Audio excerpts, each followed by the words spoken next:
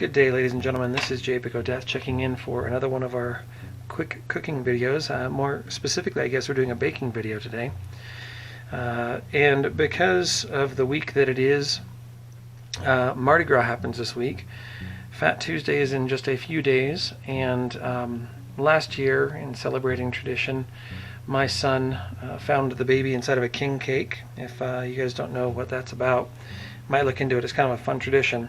But he found the baby in the king cake, and so we're responsible for making another one, or bringing another one. And so I decided I would try to make one and put it up here. So well, let's see how this goes. Got the recipe from my brother. It's untried for me, but he's said he's made it a couple times. So we'll give it a try. In front of us are the ingredients we're going to be needing for the bread portion of this. We're going to make our own dough, then we're going to make a filling, and there's going to be some rise time in between all this. So first things first, let's just go through some of our ingredients here. We have 1 cup of milk, 1/4 cup of butter. We have 2 packets of an active dry yeast. This is not an instant yeast. 2/3 cup of warm water up here in the back, and we're going to be using that for our yeast here in a minute. We have 1/2 cup of sugar, 2 eggs, 1.5 teaspoons of salt, and 1/2 teaspoon of nutmeg, as well as about 5.5 cups of flour. And this should do us for everything we need for the recipe and for flouring our board and everything. We may not end up using it all, but this is what you should have available to use. So first things first, we're going to scald our milk and melt the butter into it once it's scalded, and then let that cool, and we'll get our yeast going. So I'm going to get this thing started. I'll see you guys in just one little minute. Okay, so I mentioned scalding the milk, and in case you're not familiar with that, I don't know the official science behind the why, but the idea is to bring it up in temperature rather quickly to just underneath boiling, and something about the milk changes. I don't know if it's more receptive to baking needs. I don't know. I'm sure maybe somebody could answer that. I have to admit I've never honestly looked into it. But I'm going to take these cubed butter, and we're just going to get these in here. We're going to let those start melting down, let that cool. And we've also got our warm water. We're going to get 1 tablespoon of our sugar into this. Into our warm water. Save the rest for later. So I guess later on we'll be having another ingredient list. And the sugar is going to give the yeast something to eat. It needs the sweets to do its job. Now this water should be warm, but not hot. And it's going to let the yeast do its job. So we're going to let the scalded milk cool. We're going to get this yeast worked in, and I'll see you guys in about 10 minutes for the next step. Alright, we've had about 10 minutes, maybe a little bit longer. The milk is down. In that meantime, I did actually check on what this was about, and what we've learned is that in the older days at least, it would kill off certain bad bacterias, and it would also break up some certain enzyme that was in there. And my yeast, as you can see, has foamed up quite a bit. So what we're going to do is we're going to get this worked into our milk. We don't want this to be too hot because it will kill our yeast. Now into this we're going to be whisking in our 2 eggs. So I'm just going to crack these into my bowl here, make sure we don't get any shells. We don't want to dump that into our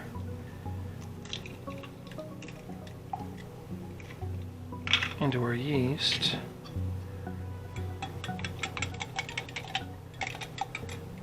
And then these will go in. Once again, we don't want them to be too hot, otherwise we'll be cooking these eggs too. Next into this mixture comes the remainder of our sugar and our salt and our nutmeg.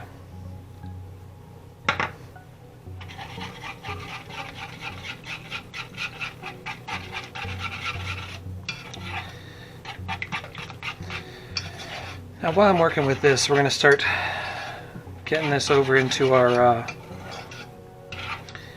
work bowl, and we're going to be getting our flour mixed in. We're going to go slow with it.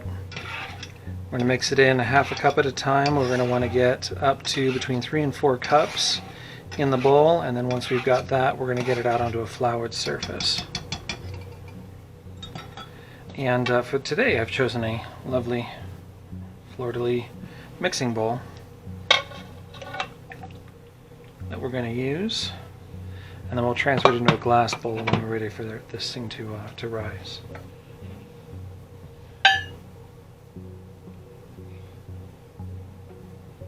So I'm going to start working this in a little bit at a time. The official word is that we're going to try to be folding this in whenever possible, but right now we got too much liquid. So it's going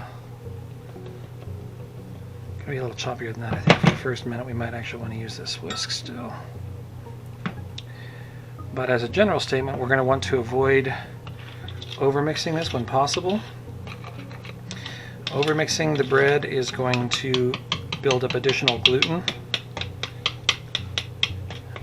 which when we're talking about making it into any kind of bread or dough, makes it kind of tough. So now we're up to 1 cup of our flour. And while we're working this in, I guess we can also talk a little bit about our Gamers and Geeks playlist. Vault Girl and I have been working on this one for, oh my goodness, how long has it been now? A year and a half? 2 years? I'm starting to lose track. And there are about 250 videos in this collective, and what we've asked the community to do is to come together and help us to put out cooking videos. We've had a lot of amazing submissions from around the globe, and we're always looking for more people that want to get involved with the project. So I would encourage anybody who is interested to get some information about a video you've done to Vault Girl and myself. We're available through our Discord channels, or certainly through YouTube in the comments section, and we can see about getting it added to the playlist. The only thing we do ask is that you guys mention the Gamers and Geeks playlist in your video. That way other people that watch it know that there is such a thing as a Gamers and Geeks playlist, and they can go there and they can find other videos to watch as well.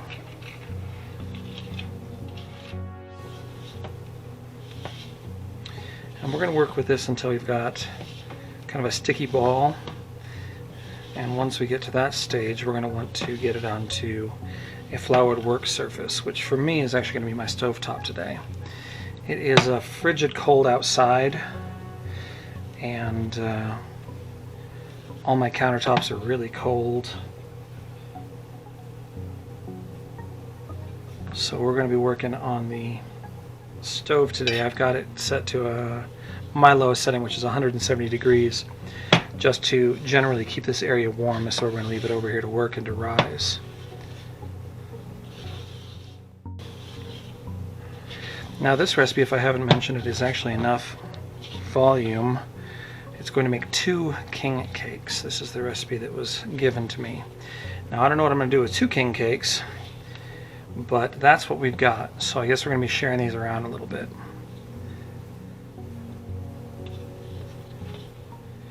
I think we're about ready to move on.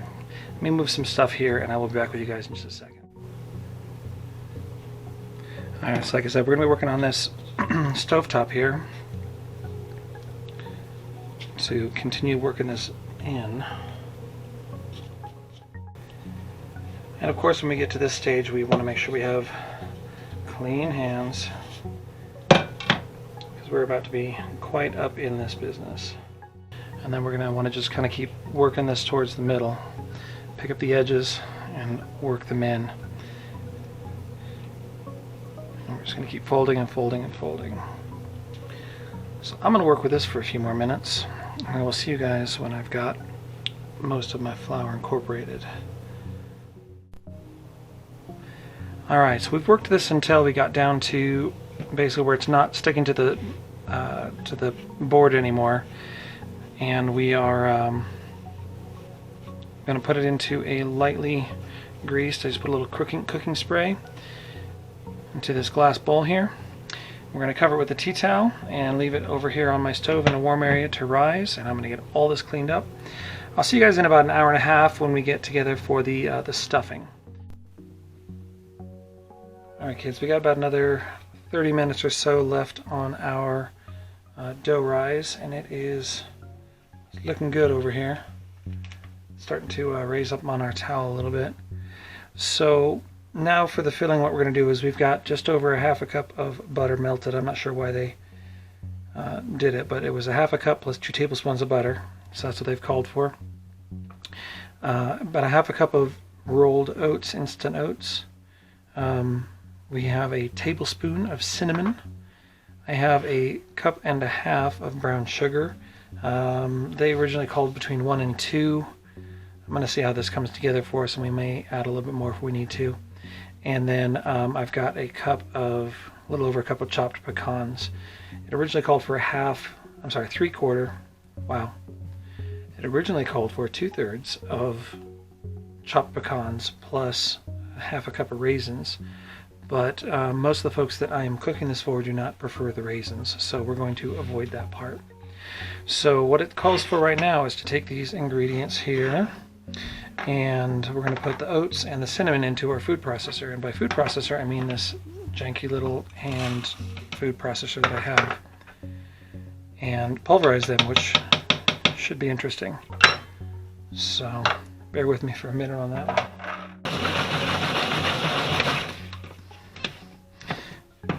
I know what you're thinking, why don't I have a food processor? Well, because I don't, sorry. Now, pulverized may not be possible for me today, but that's what they've called for. So we'll pulverize them as best we can. Looks like everything's down to about 1/4 of its original size, which is probably as good as we're going to get today. And then it calls to start adding some of these other things back in. So we're going to start with the butter. We're going to get this in and mixed through. And then I'm going to add the chopped pecans and start working some of the rest of this through.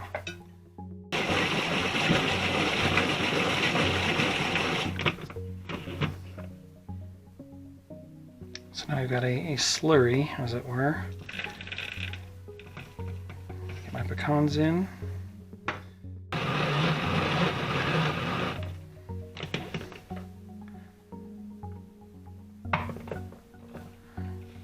Then we're going to put about a cup of this brown sugar in, and we'll go from there.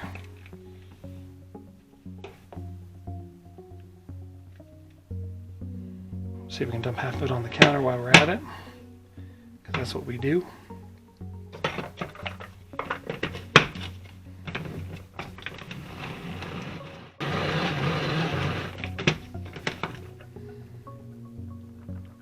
I think this is going to be a little bit much for this little processor to do. I think we need to get it into a bowl and mix from here. I'll transfer my mixture over to a mixing bowl instead. I think we'll have a more effective time mixing it by hand at this point. They say they want it to be crumbly, so I think, we are fairly crumbly. Put about, let's see where we're going with this. Guess you should have picked a bigger mixing bowl. So we've probably got about 1 1/3 cups. Now we're going to set this aside and we're going to wait for our next step. See you guys soon. Okie doke. We have been 2 hours, a little over 2 hours. There is our bread, our dough. Instructions now tell us that we need to punch this down, which is to deflate it, and then we're going to divide this in half. We're going to work it out on some parchment here. So let me get a little bit of flour onto the parchment as well, and we'll divide this roughly in half. It tells us we're going to be rolling this thing out into an approximate 12 by 18. Now earlier I was kind of looking at this, and of question came up. What are the dark specks? Which is the paprika. So, not paprika, that's the wrong one. Nutmeg. Nutmeg. It was not as floured as it should have been.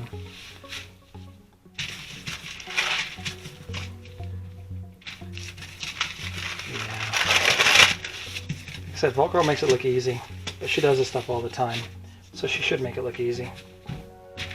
I'm going to keep working this. I'll be back with you guys in a minute, where I don't have to embarrass myself on camera. Okay, so as I said, we're approximately 18 inches, probably longer than the 12, by just a little bit. But we're going to take about half of this mixture, and then we're going to roll this thing into a log.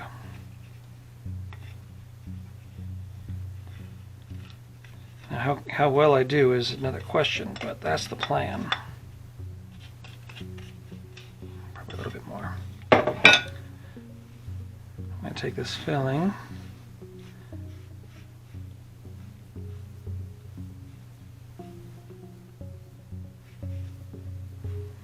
I'd say about like yay, because once again I don't have a clue what I'm doing. That's not true. I've just never made it before. So we'll take it all the way to the ends. We're going to be basically joining these ends together. Let's see if we can get off the parchment now.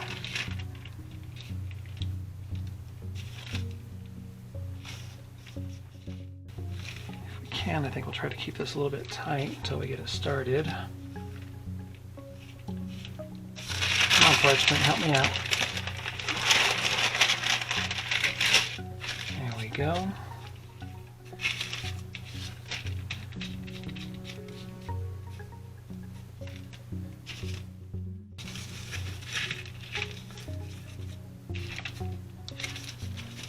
Let's see if we can kind of pinch this shut just a little bit so it doesn't wander off on us.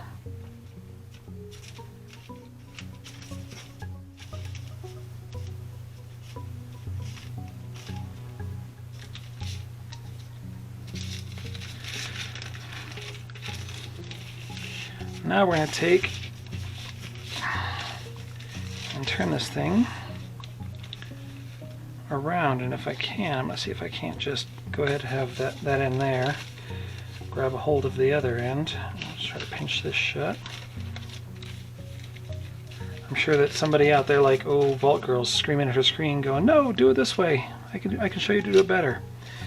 And I'm sure you can. I will pay better attention the next bread video you make, I promise. Alright, well, so far I'm going to say that we didn't screw this up. I think it's actually going to maybe work out for us.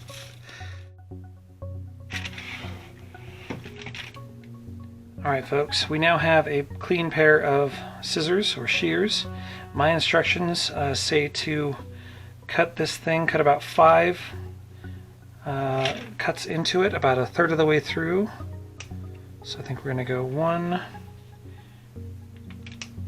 2, 3, 4, well, I think I did more, 5, and then we're going to stay away from our pinch here. I guess we got 6. So now we're going to cover this back up.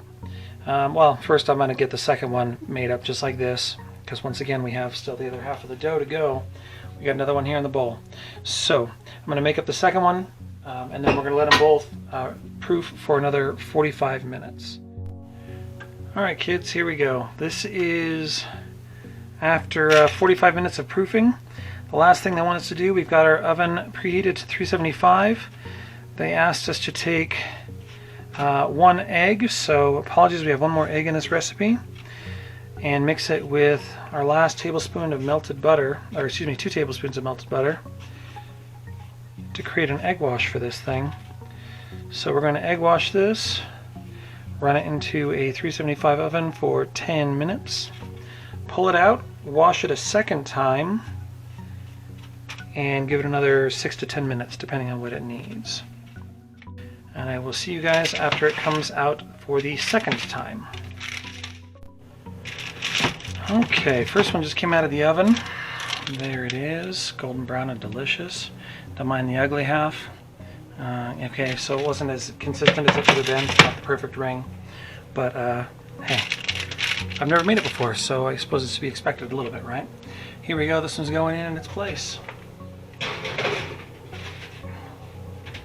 So I'm gonna let these cool down, and the next time you see these, we're gonna get a glaze on them and get some decorations, get them kind of prettied up for the main event on Tuesday. Okay, our cakes have thoroughly cooled, so I think we can move on to our next step without fear of the frosting melting right off of them. So we are going to make our own frosting. This is down to the decoration stage. If you wanted to, you can eat them just like this. We are once again doing the king cake, so we are going to be hiding a baby in one of these cakes for somebody to find, and then in general we're going to be decorating. So if you want to eat them like this, have at, but I'm going to decorate one before I cut it open so you guys can see it. So what we have for ingredients is 2 cups of confectioner sugar, 2 tablespoons of milk, 1 teaspoon of vanilla, and then we have some sugars for the top. We have green and purple and yellow sugar. We couldn't find any yellow sugar at the store, so had to improvise and make our own yellow food coloring and plain sugar. And it's going to do, I think. But for the time being, what we're going to do is we're going to add our 2 tablespoons of milk, or 1 teaspoon of vanilla, and we're going to whisk this together. And if we're finding that this is too loose, my phone's making noise. If we're finding this is too loose, then we get to, I'm not thinking that's going to be a problem, we might end up adding a little bit more milk to this thing.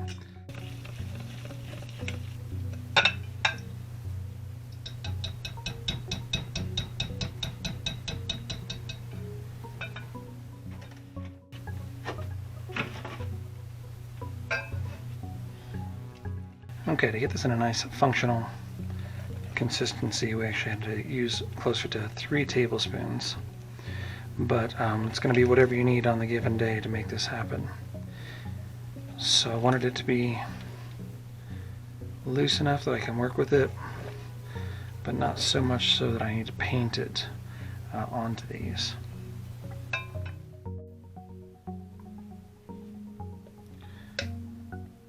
Alright, so let's give this a go. I want to put it on pretty thick and allow it to run down. Hopefully we don't have to waste too much. So I'm going to need to be just a little bit more probably selective about where I put this. And then if I need to, I can make more as well. Don't know officially how much it's going to take. So yeah, we're just going to make sure we got good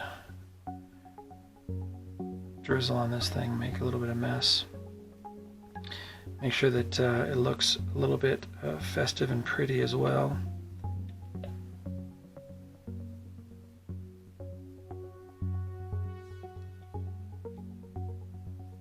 Now we get in here with our sugars.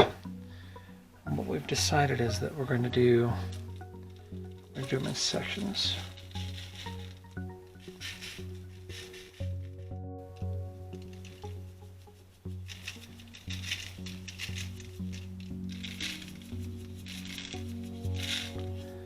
As before, if this isn't, if you don't want it to decorate yours up as such, you don't have to, but we're going all in on the experience for Mardi Gras, so we'll be having something that resembles a traditional king cake, which frankly in my opinion is a little bit messy, but this thing's supposed to be a party. So, ta-da, there it is. We're going to get the other one decorated up as well, get that baby head away inside of there, and somebody's going to be able to find this little guy. Okay, so here we have our final product. This is our New Orleans style king cake, and it is made in the traditional Marti Gras colors. The reason for the three colors, the traditional colors with Marti Gras, is green, gold, and purple, representing faith, power, and justice, apparently. I'm not sure exactly how these colors associate with one another. The toy baby hidden inside has a deeper religious background as a nod to the baby Jesus. There's a whole bunch of history about why these cakes are what they are and all that, but we just celebrated a New Orleans tradition, and it's kind of a fun thing to do, to pass the baby from year to year. So this particular cake does not have the baby in it. It's actually in its brother over there across the room. But we'll eat these in a couple of days for our Mardi Gras celebration. But for today, I am going to cut into this one, and hopefully nobody's going to be too mad at me for doing it, because I made the darn thing, and you guys deserve to see it. I'm not going to destroy the whole thing because, well, once again, I'm still going to be trying to serve these things, so we'll just take a little piece of it here out. Hopefully my piece is a good representation of what we got going here. Apparently it is not. Oh, did I pick the... Oh, I might have picked the spot where we had the... that's a bad deal for me. I apologize. I picked a bad place. This is where the two ends of the ring tucked together. I should have gone over this way and cut on the other side of that so you could see better what we're up against. Well, screw it. We're going to cut this next section open because this is a bad representation of what we're doing here today. I'm going to eat that piece. Set that aside. Here we go. So there we have all of our filling inside of there. It's nuts, brown sugar, those kinds of things. We got a little taste test on this thing. Oh, that is good. With the cinnamon and the brown sugar and those nuts, it definitely reminds me of gosh, some sort of a candied nut of some sort. I'm trying to think of exactly what it is, and it's not coming to me. Cake itself is still tender. It's not dried out. A little bit of sweetness from the top. When you know, it looks like a lot of frosting on the top, but when translated through the whole cake, it's actually not a whole lot of frosting because all the bottom parts are all just bread.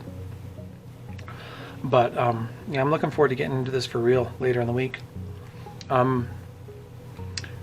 As before, I do hope you guys will consider joining us in this Gamers and Geeks playlist. Get your information, get your videos to Vault Girl or myself. We'll be glad to share those with the world. But until then, I hope you guys take care of yourselves, happy eating, and we'll catch you in the next one. Bye-bye. It's good stuff.